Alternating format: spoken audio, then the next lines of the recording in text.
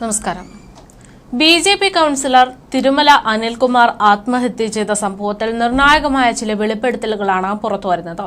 തുടക്കം മുതൽ തന്നെ അദ്ദേഹത്തെ ആത്മഹത്യയിലേക്ക് നയിച്ചത് അല്ലെങ്കിൽ അദ്ദേഹത്തെ മാനസിക സമ്മർദ്ദത്തിലാക്കിയത് അദ്ദേഹത്തിന്റെ സാമ്പത്തിക ബുദ്ധിമുട്ടുമായി ബന്ധപ്പെട്ടുണ്ടായ പരാതിയും അതിൽ പോലീസ് സ്റ്റേഷനിലേക്ക് അദ്ദേഹത്തെ തുടരെ വിളിച്ചു എന്നുള്ള വിഷയവുമാണ്. എന്നാൽ ഇപ്പോൾ പുറത്തുവരുന്ന റിപ്പോർട്ട് പ്രകാരം അദ്ദേഹത്തിനെതിരെ അങ്ങനെ ഒരു പരാതി നൽകാൻ പരാതിക്കാരെ നിർബന്ധിച്ചത് അനിൽകുമാർ തന്നെയാണ് എന്ന തരത്തിലുള്ള ചില റിപ്പോർട്ടുകൾ വെളിപ്പെടുത്തലുകളാണ് പുറത്തു വന്നിരിക്കുന്നത്. പോലീസിൽ പരാതി നൽകാൻ പറഞ്ഞത് അനിൽകുമാർ തന്നെയാണ് എന്ന് പരാതിക്കാരിയായ വത്സല വെളിപ്പെടുത്തുന്നു. ഒപ്പമുണ്ടായിരുന്നവരാണ് അനിൽകുമാറിനെ ഒറ്റപ്പെടുത്തിയതെന്നും സംഘത്തിൽപ്പെട്ട 8-9 പേരാണ് ഇതിനു പിന്നിലെന്നും പരാതിക്കാരി ആരോപിച്ചു. സൊസൈറ്റിയിൽ നിക്ഷേപിച്ച പണത്തിന്റെ കാര്യം സംബന്ധിച്ച് പരാതിയിലുണ്ടായിരുന്ന കാര്യങ്ങളൊക്കെ തന്നെ പോലീസിന് മുന്നിൽ വ്യക്തമാക്കിയിട്ടുണ്ടെന്നും പോലീസിനെ സമീപിക്കാൻ അനിലാണ് പറഞ്ഞത് എന്നും പരാതിക്കാരി ചൂണ്ടിക്കാട്ടുന്നു. ഇതിനായി സ്റ്റേഷനിൽ പോകാൻ ഓട്ടോ കാശ് നൽകിയതും വെള്ളം വാങ്ങി തന്നതുമടക്കം അനിൽകുമാർ തന്നെയാണ് എന്ന് വത്സല പറഞ്ഞു. അനിൽ മരിക്കുന്നതിന് 10 ദിവസം മുമ്പ് പരാതിക്കാരി അദ്ദേഹത്തെ കണ്ടിരുന്നുവെന്നും പരാതി നൽകാൻ തന്നോട് ആവശ്യപ്പെടുകയും ചെയ്തു എന്നാണ് വ്യക്തമാക്കുന്നത്. സ്റ്റേഷനിൽ എത്തിയപ്പോൾ അനിലിനെ പോലീസുകാർ ഭീഷണിപ്പെടുത്തിയിട്ടില്ല എന്നും വളരെ മാന്യമായ രീതിയിലാണ് അനിലിനോട് പോലീസുകാർ പെരുമാറിയതെന്നും വത്സല ചൂണ്ടിക്കാട്ടി. അതേസമയം അനിൽകുമാറിന് സാമ്പത്തിക ബാധ്യതയില്ലെന്ന് അണികളെ ബോധ്യപ്പെടുത്താൻ വലിയ രീതിയിൽ പ്രതിരോധത്തിലായിരിക്കുകയാണ് ബി.ജെ.പി. നേതൃത്വം. കേസിൽ അനിൽകുമാറിന്റെ കുടുംബാംഗങ്ങളുടെ മൊഴി ഇന്ന് രേഖപ്പെടുത്തുകയാണ്. കഴിഞ്ഞ ദിവസം അനിൽകുമാറിന്റെ ആത്മഹത്യാ കുറിപ്പിന്റെ പല ഭാഗങ്ങളും പുറത്തുവരികയും അത് ചർച്ചയാകുകയും ചെയ്തിരുന്നു. കുറിപ്പിൽ പ്രധാനമായിട്ടും പറയുന്നത് തങ്ങളുടെ ആളുകൾ എന്നുള്ളതാണ്. അതായത് ബി.ജെ.പി. പ്രവർത്തകരാണ്. CPM-നെ കുറിച്ചോ പോലീസിനെ കുറിച്ചോ യാതൊരു പരാമർശവും ഇതിൽ പറഞ്ഞിട്ടില്ല.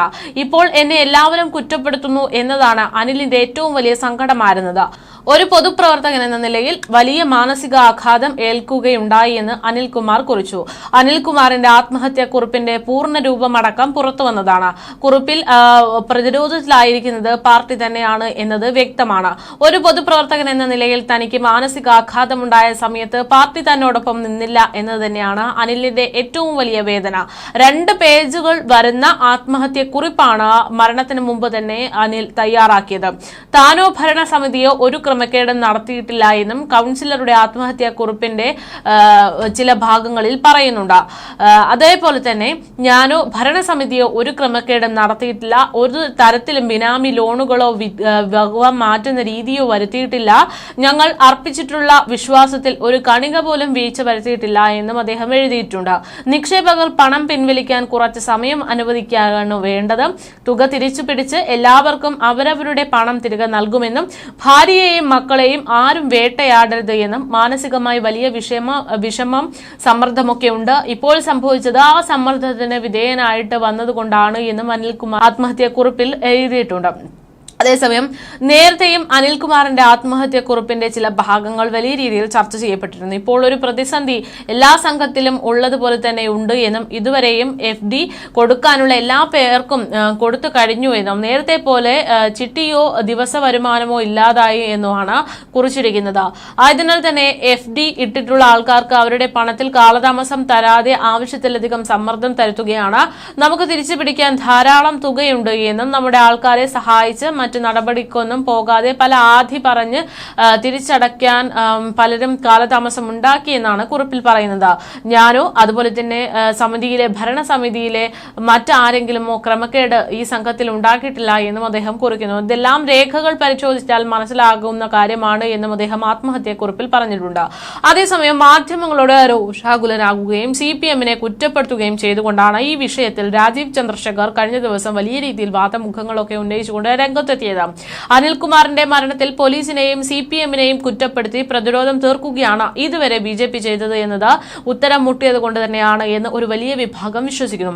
എന്തായാലും ബി.ജെ.പിയുടെ വാദങ്ങൾ പൊളിക്കുന്നത് തന്നെയാണ് അനിൽകുമാറിന്റെ ആത്മഹത്യാ കുറിപ്പ്. ഇതോടെ ബി.ജെ.പിക്കെതിരായ രാഷ്ട്രീയ ആക്രമണം എന്നുള്ള രീതിയിലേക്ക് ഈ വിഷയത്തെ ആയുധമാക്കി CPM-ഉം രംഗത്ത് ശക്തമായി നിൽക്കുന്നുണ്ട്. ബി.ജെ.പി. കൗൺസിലർ തിരുമല അനിലിന്റെ മരണത്തിന് പിന്നാലെ അന്വേഷണം വേണമെന്ന് ആവശ്യപ്പെട്ടുകൊണ്ടാണ് CPM രംഗത്തെത്തിയത്. സഹകരണ സംഘം തട്ടിപ്പിൽ ബി.ജെ.പി. നേതാക്കളുടെ പങ്ക് കൃത്യമായി അന്വേഷിച്ച് തെളിയിക്കണമെന്ന് CPM അറിയിക്കുന്നു. സഹകരണ സംഘത്തിലെ ക്രമക്കേടാണ് ആത്മഹത്യയിലേക്ക് നയിച്ചത് എന്നത് വ്യക്തമായെന്നും സാമ്പത്തിക പ്രതിസന്ധിയിൽ ബി.ജെ.പിയെ സഹായിച്ചെന്നത് ആത്മഹത്യക്കുറിപ്പിൽ ഉണ്ട് എന്നും ചൂണ്ടിക്കാട്ടിക്കൊണ്ടാണ് CPM ഇങ്ങനെ ഒരു ആവശ്യം ഉന്നയിച്ചത്. പലതും മറച്ചുവെക്കാനുള്ളതുകൊണ്ടാണ് ബി.ജെ.പി. മാധ്യമപ്രവർത്തകരെ ആക്രമിച്ചത് എന്നത് അടക്കം ചൂണ്ടിക്കാണിച്ചുകൊണ്ടാണ് CPM ഈ വിഷയത്തിൽ ഇടപെട്ടിരിക്കുന്നത്. എന്തായാലും എന്താണ് സംഭവിച്ചത് എന്നതിനെ കുറിച്ചുള്ള ഒരു വ്യക്തത വരേണ്ടതുണ്ട്. അനിൽകുമാറിനെ പ്രതിസന്ധിയിലാക്കിയത് എന്താണ് എന്നത് തന്നെയാണ് പുറത്തു വരേണ്ടത്.